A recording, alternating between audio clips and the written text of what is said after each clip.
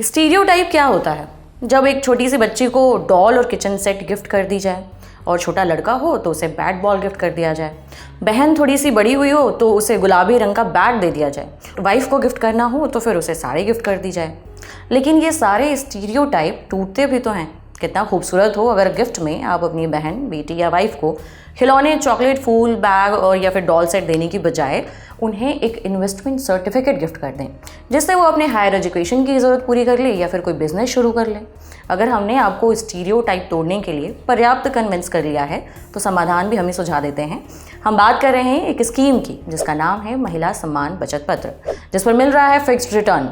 पुरुष चाहें तो अपनी पत्नी, बेटी, बहन या माँ को ये सर्टिफिकेट गिफ्ट कर सकते हैं। ये खास तौर पर महिला और बेटियों के लिए ही शुरू की गई है।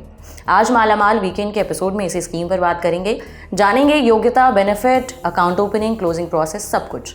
नमस्कार, मेरा नाम उपासना है और आप देख रहे हैं लल्लन टॉप का खास weekly program Malamaal weekend. Brought to you by Punjab National Bank, भरोसे का प्रतीक।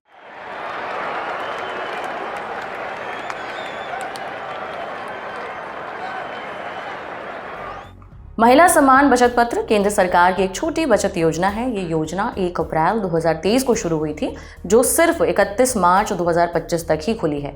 इसके बाद केंद्र सरकार इसे कंटिन्यू करेगी या नहीं, इसके बारे में फिलहाल कुछ नहीं कहा जा सकता। इस योजना की खास बात यह है कि ये रिस्क फ्री है, क्योंकि खुद सरकार इसे चला रही है, प्लस इसकी मैच्योरिटी 2 साल की है।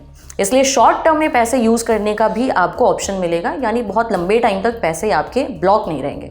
और हाँ, इसमें आपको फिक्स्ड रिटर्न मिल रहा है। कितना मिल रहा है वो आपको आगे बताएंगे, लेकिन इतना मिल रहा है कि जो शेयर बाजार का फिलहाल हाल चल रहा है उसकी तुलना में आपको कुछ समय बाद एक तय रकम हाथ में मिल सकती है। आइए अब जानते हैं इस स्कीम के लिए अप्लाई करने से जुड़ी शर्तें, मसलन की योग्यता क्या है। ये स्कीम स्पेसिफिकली महिला और लड़कियों के लिए है। उम्र से जुड़ी कोई शर्त नहीं है। पैदा हुई बच्ची से लेकर एक बुजुर्ग महिला भी इसमें अपना खाता खुलवा सकती है। लड़की अगर माइनर है तो माता पिता या परिवार का कोई भी पुरुष या कोई भी सदस्य अपनी बेटी या बहन के नाम से ये खाता खुलवा सकता है। अगर लड़की 18 की उम्र से ज़्यादा है तो वो खुद अपने नाम पर इस स्कीम के तहत खाता खुलवा सकती है। खाताधारक इंडियन ही होनी चाहिए, ये कहीं मेंशन नहीं है स्कीम से जुड़ी नोटिफिकेशन में, इसलिए मान सकते हैं कि एनआरआई या ओवरसीज सिटीजन ऑफ इंडिया भी अपने माता, पत्नी, बेटी, बहन के लिए खाता खुलवा सकते हैं। Single account holder type account खुलेगा, मतलब जॉइंट अकाउंट होल्डर बनाने का कोई स्कोप नहीं है। इसके अलावा आपको खाता ट्रांसफ़र का भी ऑप्शन मिलेगा, मतलब आप चाहें तो पोस्ट ऑफिस से एक ब्रांच से दूसरे ब्रांच में ट्रांसफ़र कर सकते हैं या फिर बैंक के भी ब्रांच से दूसरे ब्रांच में ट्रांसफ़र कर सकते हैं। अब ये जानते हैं कि ये खाता कहाँ पर और कैसे खुलेगा। पहले तो ये स्कीम सिर्फ पोस्ट ऑफिस में अवेलेबल थी, लेकिन अब कुछ चुनिंदा बैंकों में भी ये अवेलेबल है। वित्त मंत्रालय के नोटिफिकेशन के मुताबिक bank of Baroda, Canara bank, bank of India, Punjab National bank और यूनियन बैंक ऑफ इंडिया में महिला सम्मान बचत सर्टिफिकेट वाला खाता खुलवा सकते हैं। फॉर्म ऑनलाइन और ऑफलाइन दोनों तरीकों पर अवेलेबल है। ऑनलाइन फॉर्म चाहिए तो आपको इंडिया पोस्ट या फिर बैंकों की ऑफिशियल वेबसाइट पर जाना होगा, लेकिन जमा करने आखिर में ब्रांच ही जाना पड़ेगा। इसके अलावा आप चाहें तो नज़दीकी पोस्ट ऑफिस के ब्रांच में या फिर जिन बैंकों का नाम लिया है हमने उनकी नज़दीकी ब्रांच में जाकर भी ऑफलाइन फॉर्म मांग सकते हैं और उसे भरकर जमा कर सकते हैं। आप अपनी सुविधा हिसाब से देख लीजिए कि ऑनलाइन या फिर ऑफलाइन जो आपको सही तरीका लगे, उस हिसाब से फॉर्म डाउनलोड करके ले करके भरकर जमा कर दीजिए। फॉर्म के साथ आपको कुछ जानकारियां देनी होंगी, जैसे कि सबसे ऊपर टू दी पोस्टमैन/मैनेजर लिखा होगा। उस सेक्शन में आपको नज़दीकी ब्रांच जो है उसका पता भरना होगा। उसके बाद अपना नाम, अकाउंट टाइप, पेमेंट और पर्सनल डिटेल्स, गार्जियन का नाम, उसके जन्म की तारीख, अकाउंट होल्डर का आधार नंबर, पैन कार्ड नंबर, साथ में एक पासपोर्ट साइज फोटोग्राफ देनी होगी। फॉर्म में ही नीचे नॉमिनी बनाने का भी ऑप्शन दिया गया है। जिसे भी नॉमिनी बनाना चाहते हैं उसका भी नाम, पता, आधार कार्ड। अगर खाताधारक माइनर है तो नॉमिनी की जन्म की तारीख भी भरनी होगी। अगर एक से ज़्यादा नॉमिनी है तो ये भी बताना होगा कि किस नॉमिनी को कितना हिस्सा देना है। मसलन 2 अगर नॉमिनी है तो 50-50 बांटना है या फिर 60-40 के रेशियो में।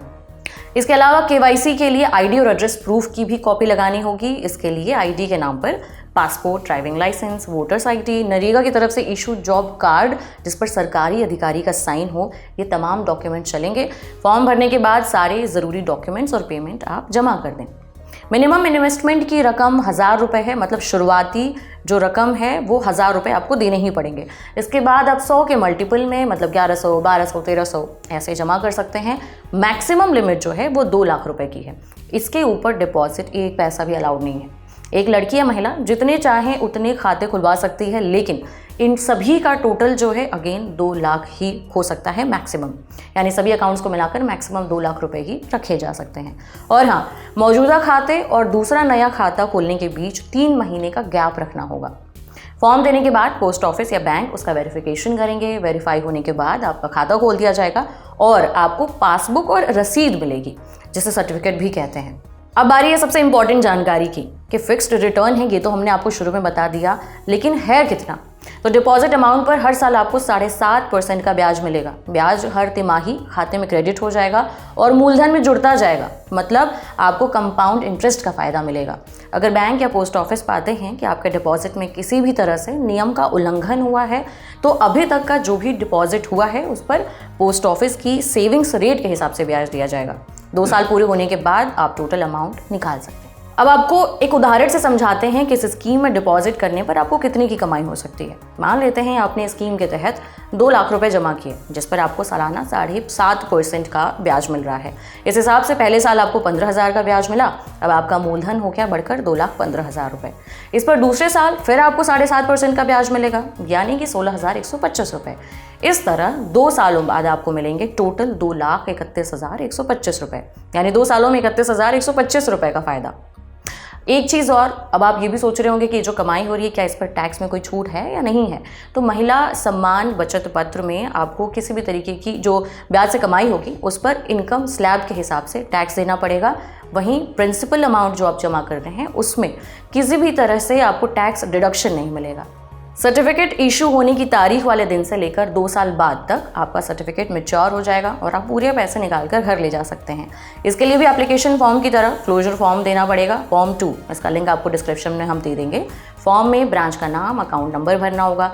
इसके अलावा आपको पैसे कैसे चाहिए वो भी बताना होगा। मसलन कि दूसरे अकाउंट में ट्रांसफ़र कराना चाहते हैं तो उसकी डिटेल देनी होगी। अगर डिमांड ड्राफ्ट या फिर चेक से चाहिए या फिर कैश में चाहिए तो उस ऑप्शन पर टिक करना होगा।